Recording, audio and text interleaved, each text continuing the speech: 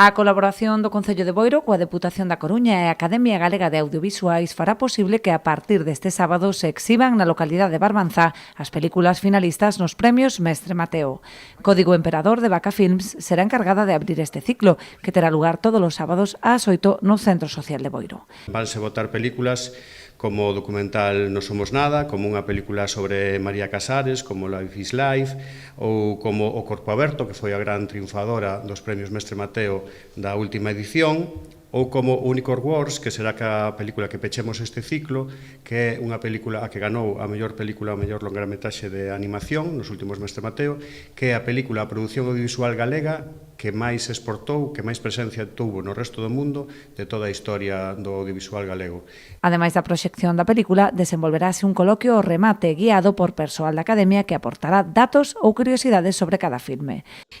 O que ten de particular estas películas non solamente a súa exposición, sino que ao final